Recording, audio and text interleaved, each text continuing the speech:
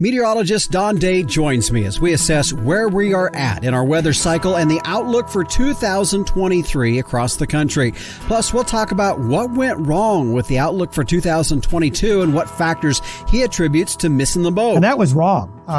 That was wrong on many levels, including myself. We were looking at the data and we were relying fairly heavily on the modeling data, which was showing it weakening and going away. Also, concerns on where the money is going when it comes to weather research and how climate policy is being shaped by misguided advocates and politicians. In my business, you got to be more right than you're wrong. But unfortunately, politicians, people who are advocates for things, for some reason, they're given a pass on being spectacularly wrong. Weather outlook for 2023 and more on this episode of the Working Ranch Radio Show.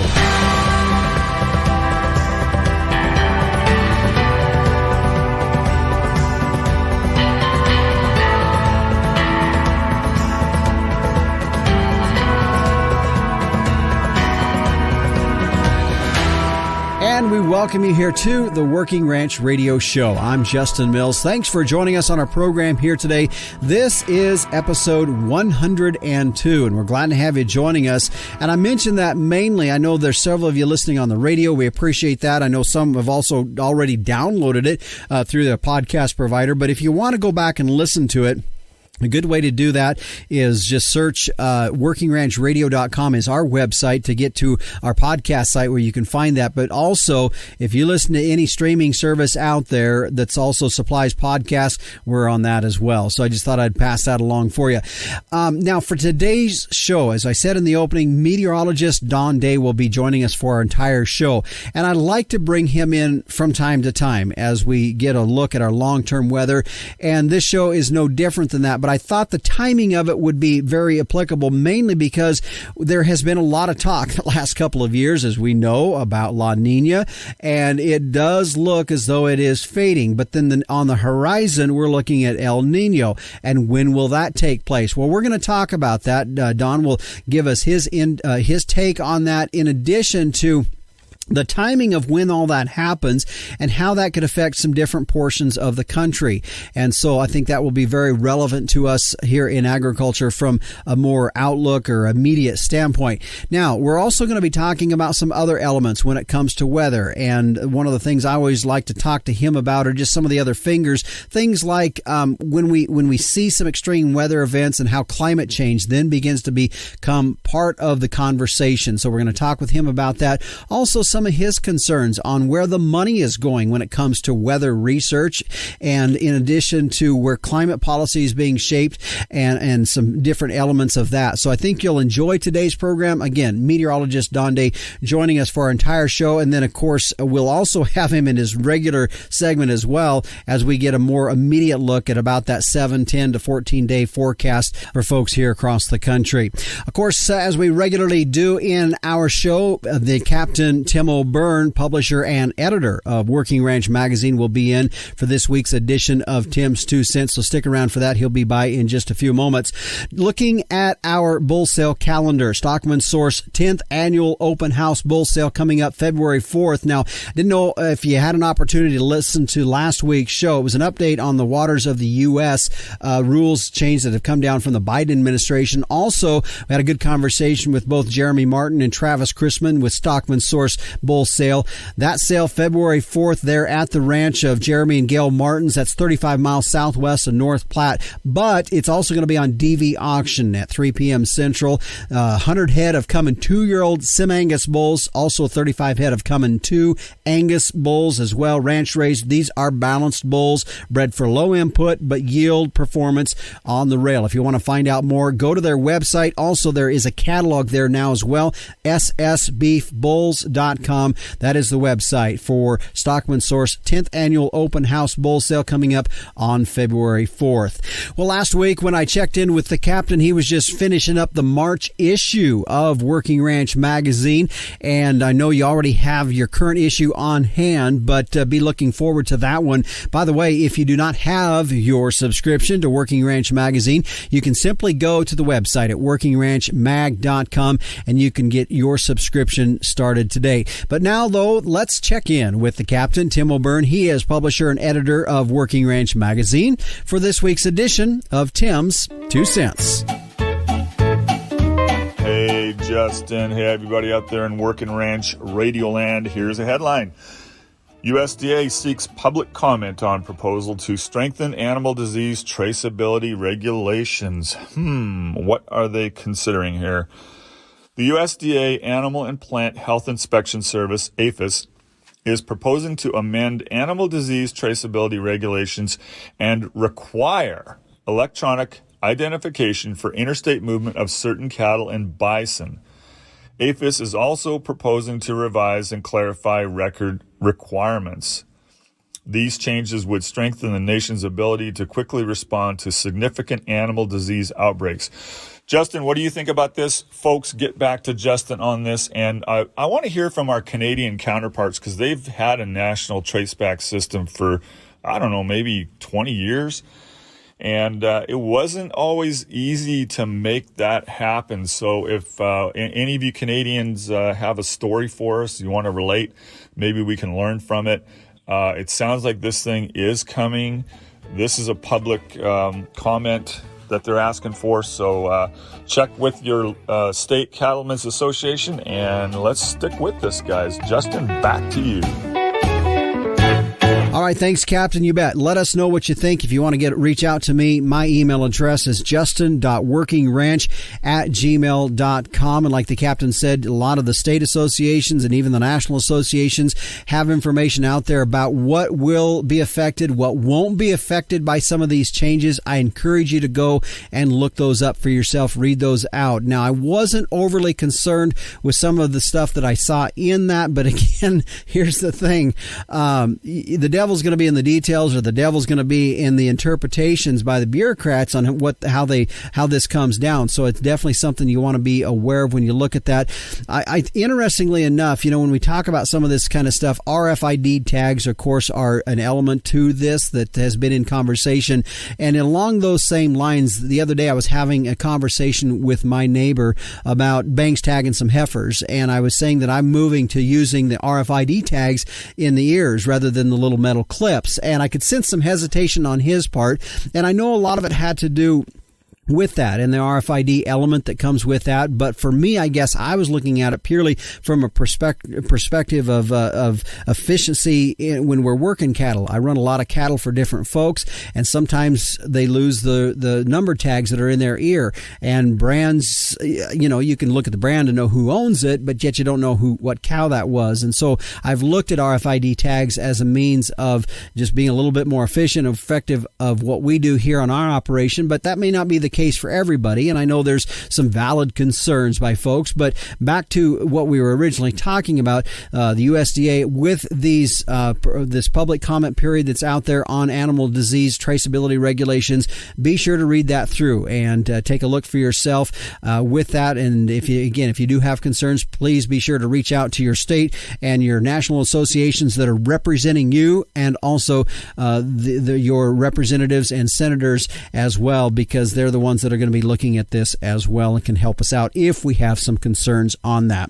Well, as we head to break here now, I thought it was interesting. Some folks had posted some pictures the other day on Facebook of new calves showing up. Now, I know not everybody's calving, and if you're not, well, then your old mother cows, they're kind of in that time frame that's pretty important. That third trimester period for cows, pregnant cows, is pretty important, because if you want a good, healthy calf, well, it's going to have to start with a good, healthy mother in order to get the essential vitamins and minerals and nutrients into that calf, so that when that calf hits the ground, it's up and going and stays going throughout the spring and into the summer as well.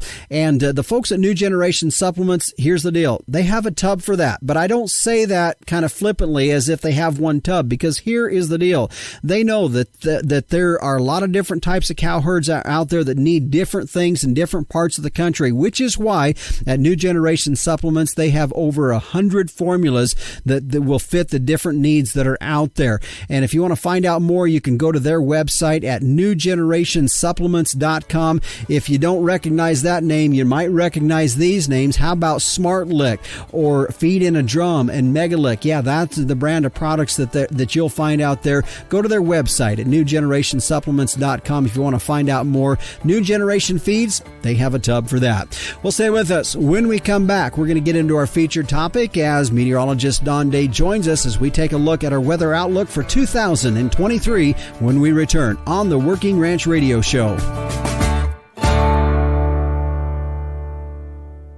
Set up the next generation for a productive lifetime with Zinpro Avela 4. Achieve productive success in your cows with 20% increased conception rate and a 16-day tighter calving interval. Calves from cows supplemented with Zinpro hit the ground running with improved immunity and 28 more pounds at weaning. Allow your cows and calves to perform to their full potential with Zinpro Avela 4. And we welcome you back here to the Working Ranch Radio Show. I'm Justin Mills as we head now into our featured interview here today. And joining us for this show this week is no stranger, of course, as meteorologist Don regularly joins us to give us weather outlook for the coming week or two out as we look across the country. Today, though, a little bit longer. And Don, first of all, thanks for joining us here. There's a lot of things that we want to get into here today, but specifically kind of looking ahead for spring, into the winter, spring, and into summer, fall, as much as we can with the information in front of us. And so I know one of the things, let's real quick kind of look back a bit. We know that we're coming a bit out of a La Nina, and you had talked about we're going to be hitting that neutral phase and then looking in at potentially at some point down the road getting into El Nino. So where are we at with that from looking at the Pacific temperatures and the waters, and where are we at from that cycle in our weather system? Well, we are in the third year of a La Nina, and these multi-year La Ninas, I can't stress enough how impactful they are. When you put more than 2 years of a La Nina together, it is a real problem maker. It's a drought maker. It causes more extreme weather and a lot of craziness to go on. And right now we're seeing it beginning to weaken. Now, I will tell you, a year ago at this time, it was weakening. Mm-hmm. And one thing that happened last season as we went through the winter and then into spring of 2022 was we were somewhat optimistic that we were in a weakening phase. And then all of a sudden we got into June, July, and August, and La Nina roared back and said, I'm not done yet. I've got one more year. And what's interesting is if you go back historically and look at these Pacific cold and warm cycles, La Nina being a cold one in the tropical Pacific, we've only seen these multi-year La Ninas, multi-year meaning going more than 2 years. We've actually seen 3 of these in the last 30 years. Okay. But then you got to go back to the 1950s before that happened before. So we went from the mid to late 50s all the way up to the middle 90s before with only one of these events. But in the last 30 years, we've had 3 multi-year La Ninas. And that's important to point out because since we're learning more and more about La Ninas and their propensity to cause drought in the west and central areas of the United States, we've had 3 of these episodes. So that's really important. And trying to understand why we've had 3 in the last 30 years is something that needs a lot more study. Now, you might say, well, that's because of global warming and because the Earth is warmer. It's like, well, La Nina is when the sea surface temperatures out in the Pacific near the equator are colder, not warmer. So you can't answer that question of why we've had 3 of these in the last 30 years from using that approach. Yeah. Well, and as you started answering the question, I was writing down another thought I wanted you to talk about, and that was anytime we see extreme weather, and it's almost like clockwork. You could almost just, the next day or the next weeks on the news cycle out there, you're going to see, well, all of the proponents of climate change coming out and say, well, this is why we're seeing extensive raining in California, and this is why we're seeing these different issues. And the climate change conversation always comes up when we have extreme weather. Which is interesting because the proponents of that say we shouldn't take a single weather event and claim that counteracts whatever the argument is. So they'll say an Arctic outbreak or it being really cold for a month isn't a sign because, well, that's just the weather and that's just not climate. I call them climate ambulance chasers. Basically, if you have a hurricane, a flood, a tornado, a blizzard, or whatever, they're there the next day making a claim that, well, see what happened. But there's a lot of problems with that. In anybody that has any inkling of knowledge of weather and climate knows that we've had extreme weather since day one, and we will continue to have extreme weather. And what causes extreme weather is the weather. And we're just going to go through these, and we go through these cycles. But I want to get back to your La Nina question because I don't think I answered it, Justin. Because you were kind of saying, like, where are we at? And I mentioned a year ago we were hopeful that maybe the summer of 2022 it would fade, and it didn't. Came back, and that was wrong. That was wrong on many levels. Including myself. We were looking at the data, and we were relying fairly heavily on the modeling data, which was showing it weakening and going away. But one difference in the sense that we see going into this spring and summer season is, why are we more confident than we were a year ago? Well, number one is having a 4 or 5 year La Nina we haven't seen before. Number two, we're seeing, from an historical standpoint, we don't have any precedent. And number two, is that the depth of the water, it's not only the surface of the water, but how deep is that cold water from the surface going down several meters. And we're seeing it really eroding and getting thinner and thinner. And we're also seeing some other things out in the Pacific that is indicating that it's in its death throes. So we're pretty optimistic that indeed La Nina will go to a neutral phase, which we call La Nada, probably by March or April. And if we do go into an El Nino, technically speaking, if it's an official El Nino, which means those subtropical waters are a 0.5 degree centigrade above the 30-year average, well, then we can start talking about we're in an El Nino. But it may not be officially an El Nino until late summer or fall. Mm-hmm. And I want to talk a little bit more about that in a bit. I want to go back when you talked about the fact that last summer everybody kind of got it wrong with the fact that we did never really break out of that La Nina. As you look back in it, hindsight being 2020, were there some indicators we missed? What would you, if you had to go back and say, this is what I learned from last year, what would that be? Well, there's two things, and both of these things could have been factors. And I think one thing that we need to go back and look at is, I've mentioned that we've had this 3 times in the last 30 years, which means we've had it 3 times over the last 3 solar cycles. And what we do tend to see is a correlation between these really strong La Ninas happen after solar minimums. And one thing that the solar minimums that we've had over the last 3 decades have been very intense solar minimums, meaning long periods without sunspot activity, and the solar influence may be something that is not inputted or well enough understood to be inputted into the modeling to take into account the strength of these La Ninas, because we do tend to see the most intense La Ninas right after a solar minimum. And that's when this last one got started in 2020. The other thing, and this is, again, something that needs more study. So what I'm going to tell you here, nobody's backed this up yet with any solid data yet, other than some cursory examinations of looking at the data. But that Tonga volcano that went off in the just east of New Zealand in January of last year, from all the data that we've been able to look at, it's the biggest amount of water vapor that's ever been put into the stratosphere that's been observed, at least been observed by satellites and by being able to be measured. We don't have a huge database going back to other volcanic eruptions because we didn't have the satellites in place. But there is the possibility that the amount of water vapor and sulfur dioxide and other things that get thrown into the lower stratosphere from these volcanic eruptions may have played a role in kind of altering what was going on in that subtropical Pacific. Possibly. We don't know that for sure. But somebody will say, well, thanks for your long range forecast, but what could go wrong? And it's like, well, Well, one wild card is volcanic eruptions, and one wild card that can loom large is if it's a big one.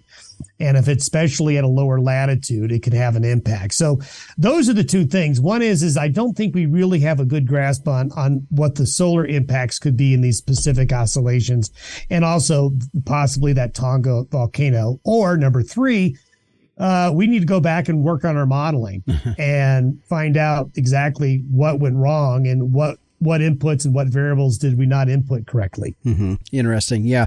I've actually heard and read some things about that volcano as maybe having some impact that we didn't yet really realize at the time. So interesting to hear your perspective on that as well. Well, folks, stay with us. My guest today is meteorologist Don Day. As we are talking weather through our entire show, he's joining us for that. When we come back, we're going to continue with him. Stay tuned. You're listening to the Working Ranch Radio Show. Don't keep your cow-calf herd data in a notebook. Keep it in the cloud with Performance Ranch and say so long to decoding handwritten notes. Performance Ranch is an easy-to-use app that simplifies record-keeping and makes decision-making easier. Keep track of herd inventory, monitor health records, and manage costs, all from your iPad or iPhone.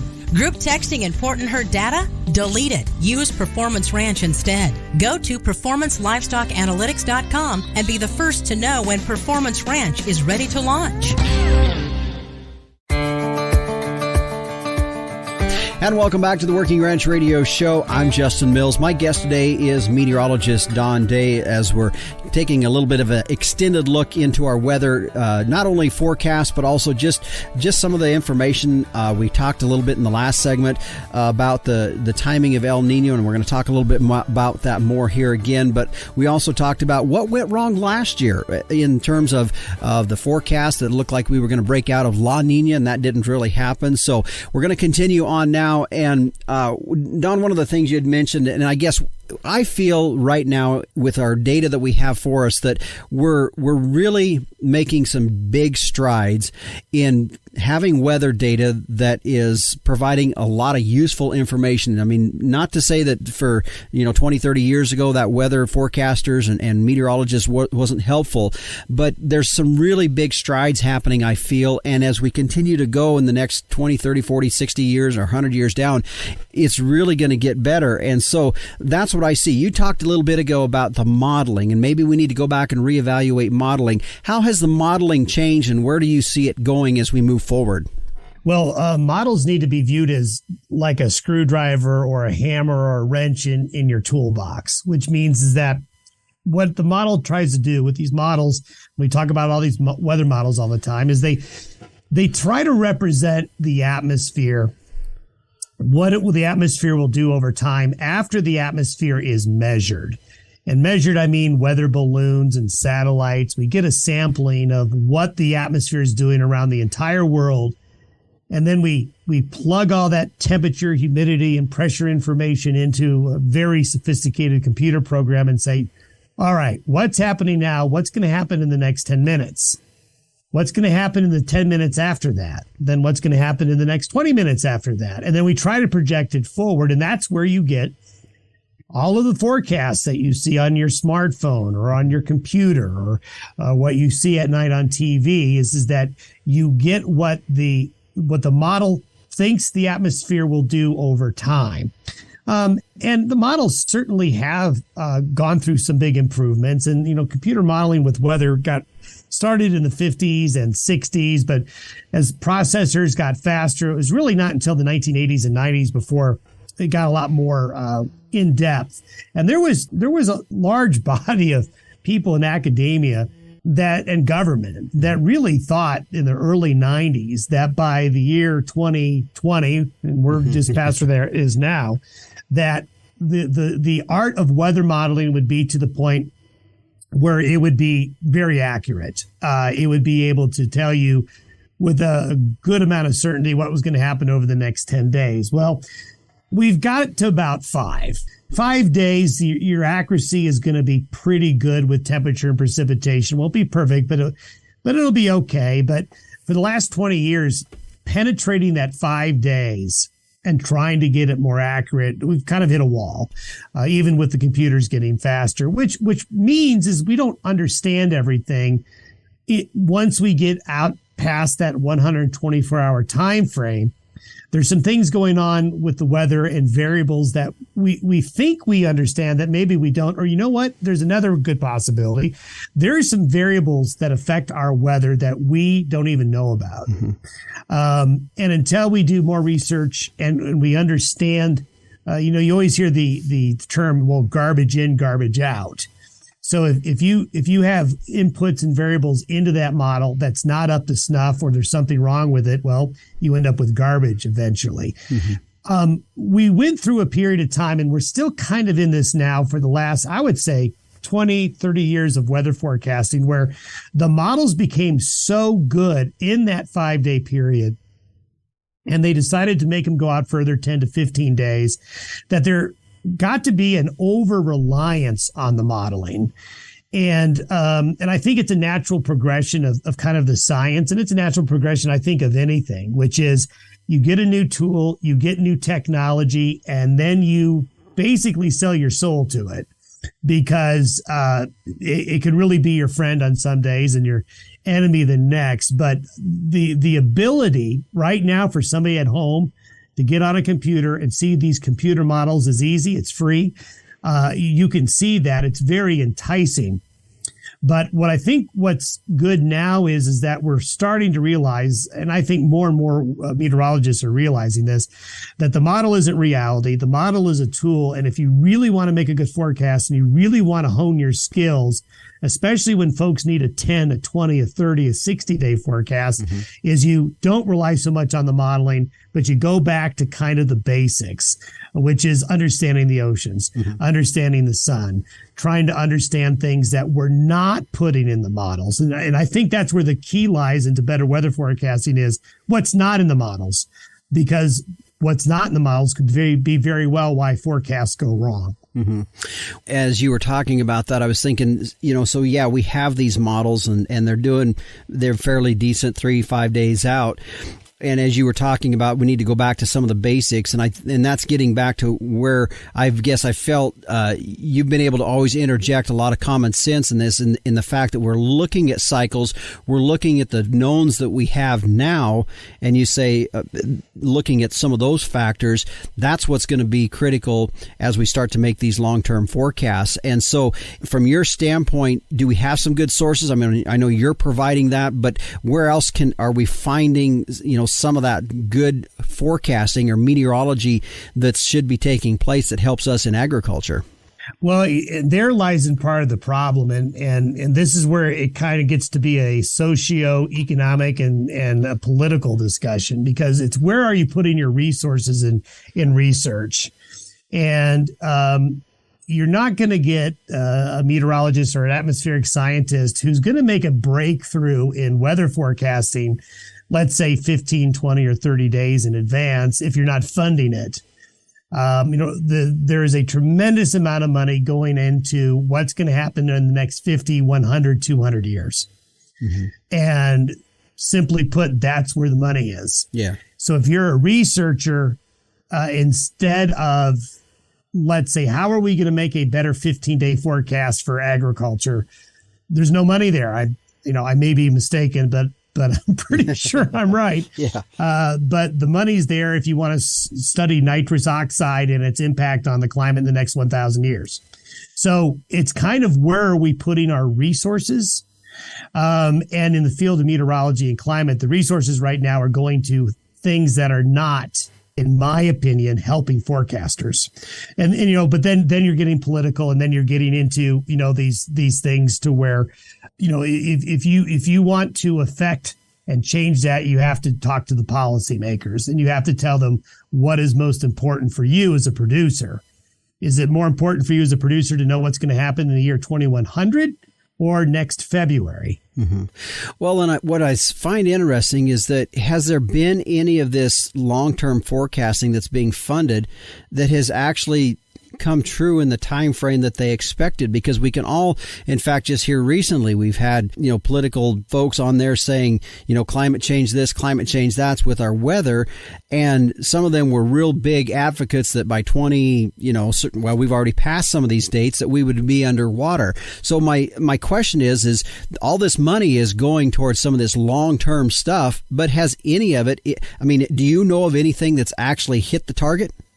Well, in terms of, big predictions like certain parts of the world being underwater, like the Maldives or Manhattan, or the fact that I believe in 2009, someone said there wasn't going to snow again. So there's been some spectacular failures for sure. Now, I will tell you that some of that research should help in terms of trying to make better weather forecasting, at least from a seasonal standpoint. But when you fixate yourself on the inputs being greenhouse gases, when we know very well that there's more to the story of weather than greenhouse gases, well, if you fixate on that, you're going to miss these ocean patterns. You're going to miss what changes the water temperature in the Pacific and the Atlantic. Why do these water temperatures change? And that then affects our weather.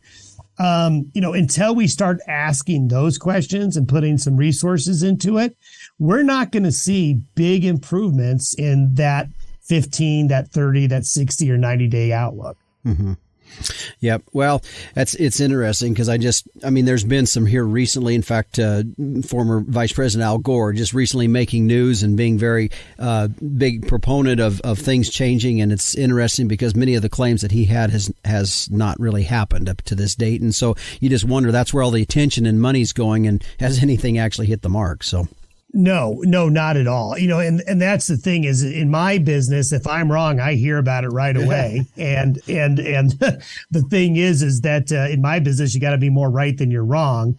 But unfortunately, politicians, people who are advocates for things, for some reason, they're given a pass on being spectacularly wrong. And I guess it's because it's viewed that the intentions are good. The intentions are good, therefore you give them a little slack if they're really far off and really long. But the problem I have, and I think, and this is something in the last couple of years, when people ask me questions about this, it's like what you got to understand is that people who have been really wrong are the ones who are making policy decisions.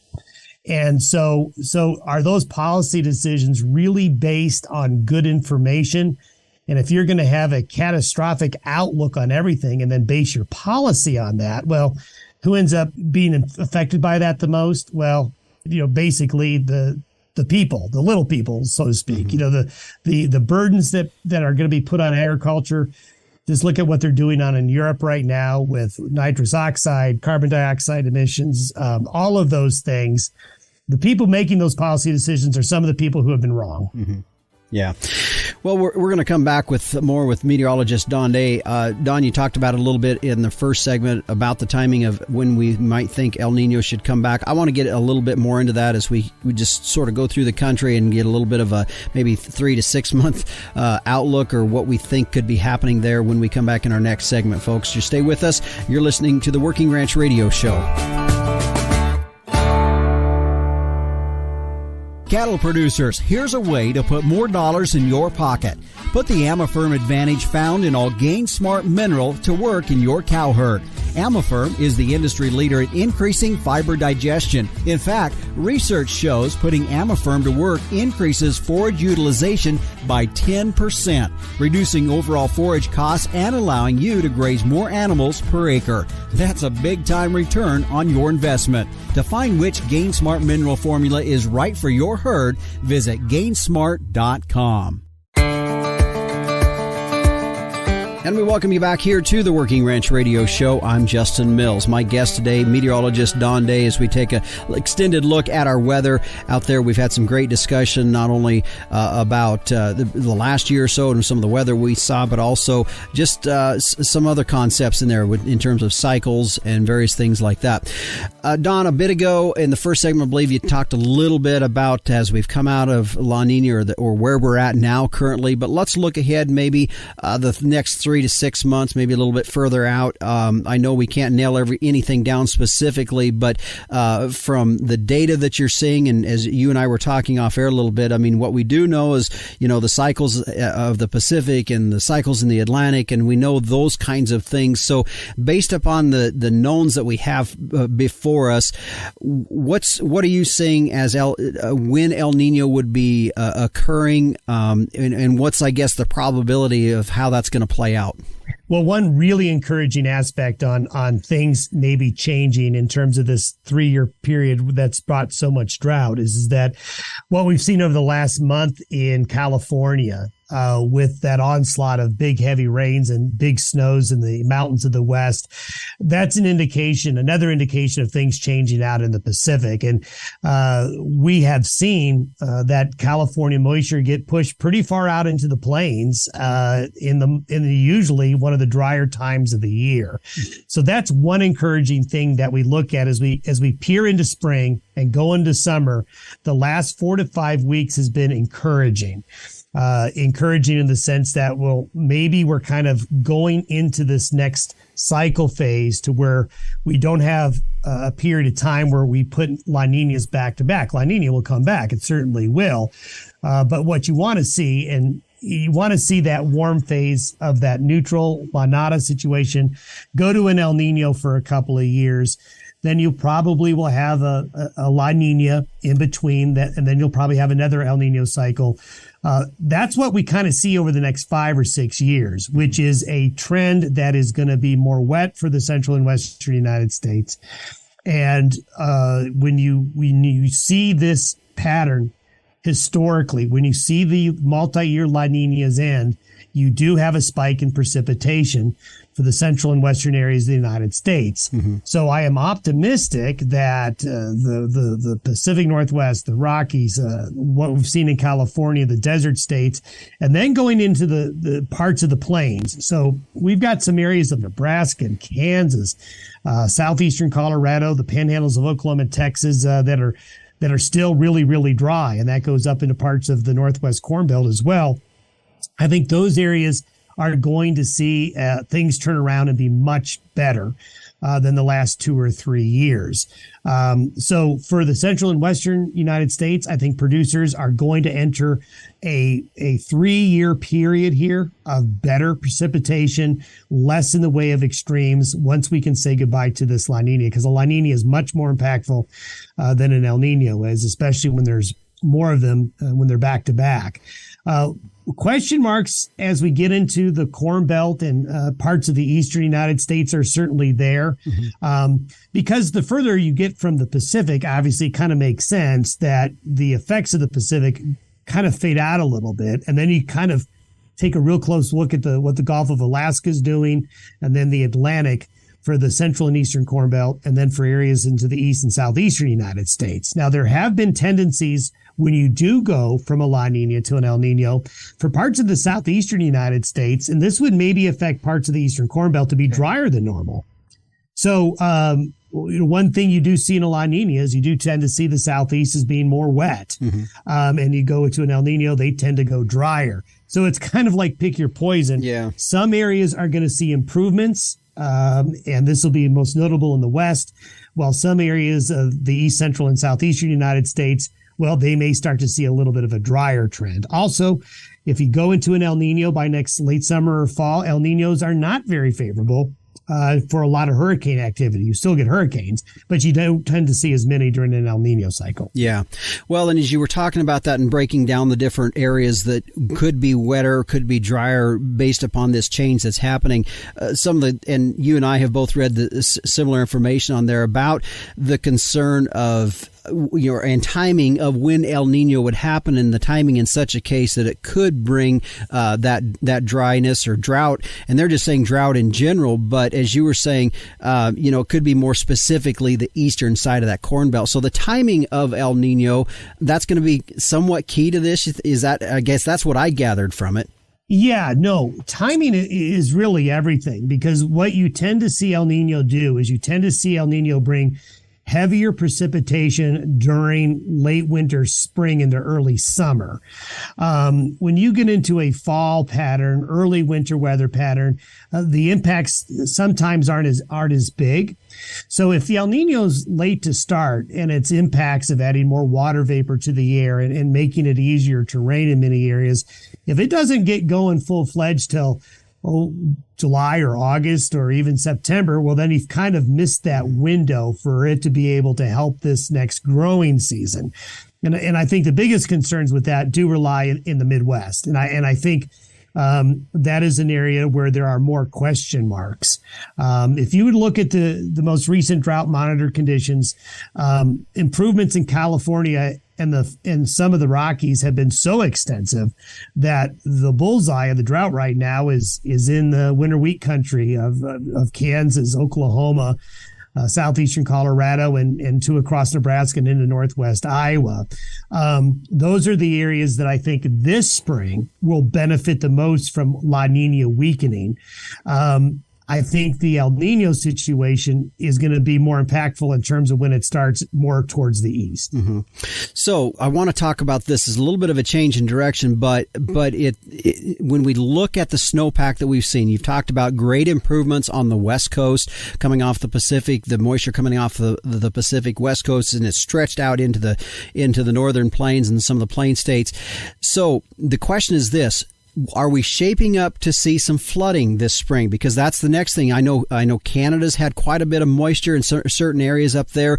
And, I'm thinking of, Red River several years ago that flooded out of North Dakota and down. I mean, we've got, of course, the Missouri and the Missouri River in there. You and I before talking about the Platte River in Wyoming. So are we shaping up to maybe see some pretty significant flooding this spring?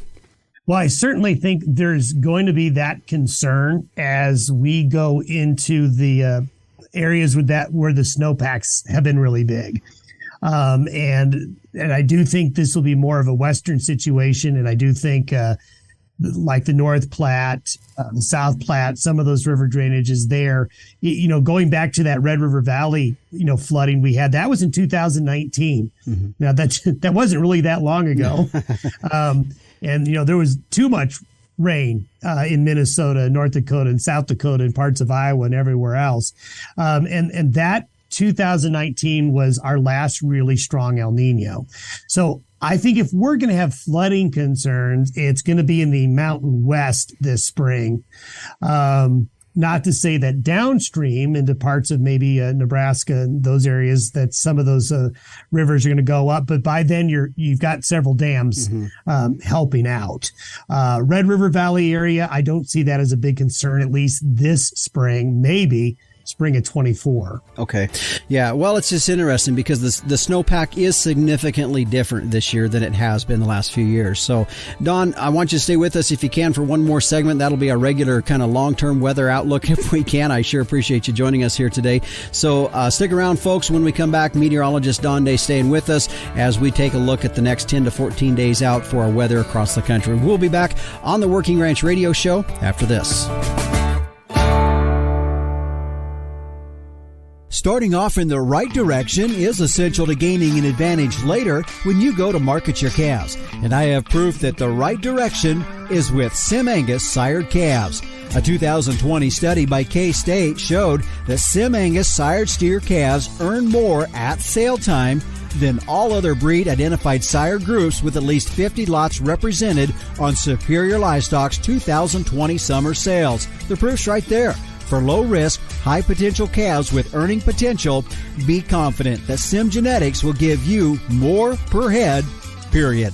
Stand strong, Simmental. And we welcome you back here to the Working Ranch Radio Show. I'm Justin Mills. This is our regular segment where meteorologist Don Day joins us as we take a look at our long-term weather. And if you've been joining us through the program, you know that he has been with us as we've been talking a bit of a weather outlook across the country here for the next several months and just some good other weather information and dialogue as well. Don, as we look at the next 7, 10, 14 days out there, I know for us where I'm at here in northeastern Wyoming, we've seen a little bit of a weather change. It had been pretty mild since the big cold that we had the end of December, but we had already talked about that we were going to start to see some weather changing. It started to happen, and how does that look for the next 10 to 14 days out? Well, I think folks need to be ready for certainly a colder weather pattern for most of the lower 48 states as we go into the last week of January and as we go into early February. There's some large-scale things going on. One thing is what we call a stratospheric warming event, where the high stratosphere over the polar regions warms up and expands and literally just pushes a lot of the colder air that's in the higher latitudes more south.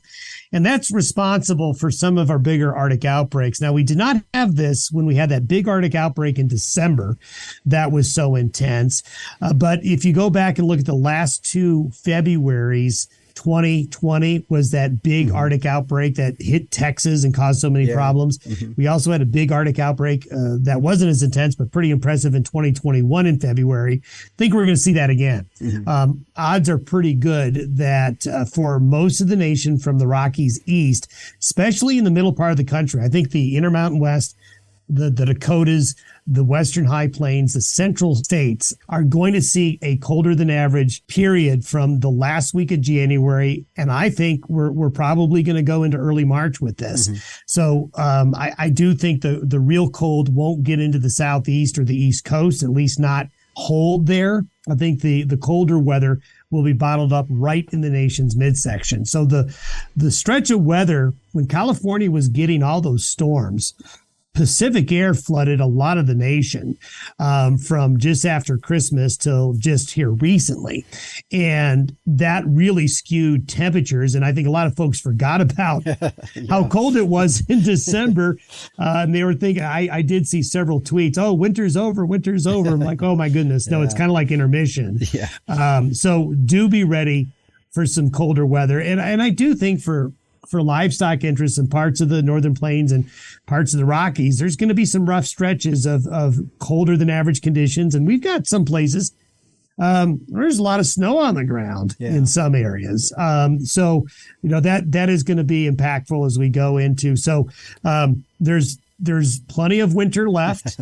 And I think we're certainly going to see that late January through the month of February. When you talk about this change that's happening, it's going to be a little bit colder than average or than what we've seen. Much moisture with it. I know some of the moisture that's come with the snow has been pretty good here lately. But as we see these colder temperatures, will there be a lot of snow with what we're seeing across the country? Usually in February, you don't tend to get the really big snows that you get towards that March and April timeframe, at least when you get away from the oceans. The eastern seaboard's kind of a different story. However, you'll have more frequent snow events. So while you may not have, one big system, you have several small to moderate sized systems when you get into this colder pattern. So there will be some snow coming your way. And you just kind of look at what's happened here recently, the amount of snow and moisture that fell across parts of Wyoming, Colorado, and especially Nebraska and the northwest Iowa, this most recent storm. There were some areas that got over 2 inches of water. That doesn't happen very often in January. So the January is already off to a good start in some of those areas. But I know there's some areas that have barely gotten anything in this pattern, Montana, North Dakota, South Dakota, northern Minnesota, southern Canada. While California was getting all these big storms, they were watching all that moisture stay to the west and south. But those areas I just mentioned, they're going to get back into the act. Don't worry, we haven't forgotten about you. We're going to come back and make it snow and get colder in those areas too. Before we get too far here, I know I always bring up the fog forecast deal. I just mentioned it to you off air just a little bit ago, and I'm showing April to be pretty wet for us here in this part of the country. Yeah, and again, going back and historically looking at when we've seen similar patterns with a fading La Nina, we do tend to have colder and wetter springs. And if you're going to have a colder and wetter spring, you're going to have events that you're seeing now in April. Well, I think you may be onto something. Well, we need grass to grow too. So it's we just figure out a way to manage through it. So, Don, I sure appreciate you joining us here for our show here today. A lot of insight. I sure appreciate your take because, as I said before, and there's a lot of common sense to some of this, and I and I've always liked the fact that while you are looking ahead and you're providing forecast information, you're really going back and looking at some of that data to provide good sound information. So I always appreciate your take on it, and appreciate you being a part of Working Ranch Radio Show. I enjoyed it. And again, that was meteorologist Don Day joining us here today for our entire show. His website, dayweather.com. And I just can't express again how appreciative I am for him being a part of Working Ranch Radio Show. You know, I've told folks this story. Years ago, I was in ag media in Billings, Montana, and it was interesting because one of my jobs at that time was talking agriculture news and the markets. And we always thought we had a pretty valuable job. But the person that people wanted to hear most, though, was the guy that was talking on ag weather. And so I find that no matter what we have going on here in agriculture on issues and various topics that we bring to light here on the Working Ranch Radio Show, weather is also something that here in agriculture we deal with on a daily basis. And so I like to have that as a part of our show, and appreciates Don's perspective on that, and appreciate him being a part of what we have going on here. Again, his website, as he does kick out a daily video podcast, and I know sometimes it might be a little specific to some areas of the region, but nevertheless it is talking nationally, and I encourage you to go and listen to his daily video podcast. You can find it by going to his website at dayweather.com, or you can also go to YouTube and search Day Weather as well and find it there. Well, stay with us. When we come back, we're going to put a wrap on this week's show, and I'll give you an idea of what we're going to be working on future shows here of the Working Ranch Radio Show. We'll be back after this. Do you have a young child, grandchild, niece, or nephew that loves the weather and wants to learn more? Day Weather has produced a children's weather journal full of weather facts, fun weather experiments, coloring pages, and pages to record weather observations for every season of the year. The weather journal is for ages 3 to 7 and designed to be fun and educational. The interactive weather projects are fun for the whole family to take part in. For only $10, the Day Weather Journal is a great gift idea for any occasion. Click on our Amazon link to order at dayweather.com. Don't keep your cow-calf herd data in a notebook. Keep it in the cloud with Performance Ranch and say so long to decoding handwritten notes. Performance Ranch is an easy-to-use app that simplifies record-keeping and makes decision-making easier. Keep track of herd inventory, monitor health records, and manage costs, all from your iPad or iPhone. Group texting important herd data? Delete it. Use Performance Ranch instead. Go to performancelivestockanalytics.com and be the first to know when Performance Ranch is ready to launch. Well, before we talk about what's going to be on tap for upcoming shows here on the Working Ranch Radio Show, I did want to let you know that here in a couple of weeks, going to be headed south down to New Orleans, Louisiana. Myself, and I know a lot of folks from all across the country, will be headed down for the 2023 Cattle Industry Convention and NCBA Trade Show. That's going to be Wednesday, February 1st through Friday, February 3rd. Just quickly looking at some of the things on the schedule in that opening general session. Taylor Sheridan, he's the writer of the hit series Yellowstone, 1883, 1923. He will be the speaker in that opening general session. Of course, the one I'm looking forward to will be to hear from Cattle Facts of what they perceive to be for the 2023 outlook and following years as well. So just a couple of the many things that will be taking place down at the 2023 Cattle Industry Convention. Be sure to stop through the trade show. Say hello. I will be at the Working Ranch magazine booth. That's where you'll find me. Stop in, say hi. And also, you can grab the latest issue of Working Ranch magazine while you're there as well. But if you want to find out more about the 2023 Cattle Industry Convention, go to the website at convention.ncba.org. Again, that is going to be in New Orleans, February 1st through the 3rd. Hope to see you there. Now, here are some of the topics that we are working on for upcoming shows on the Working Ranch Radio Show, and that is raising kids on the ranch. There's a lot of different factors that come into that in terms of compensation and various elements. We're going to be exploring that a little bit. Also, things to consider when you're considering moving your ranching operation to a geographically different area. And also another topic that we're getting into is DNA testing. I've talked about it before, but I think there's more applicability to our industry, and especially for those of us in the commercial side of things. We're going to be talking about that in upcoming shows, so be sure to tune in here on the Working Ranch Radio Show. Well, if you'd like to get a hold of me about something you heard here today, a question you might might have on this show or previous shows, or an idea for a topic, please feel free to send me an email at justin.workingranch@gmail.com, or you can send me a text at 307-363-COWS. The Working Ranch Radio Show is a production of Working Ranch Magazine, branded #1 by America's Ranchers. Thanks for joining me. I'm your host, Justin Mills, and until next time, keep your chin down and your mind in the middle. So long.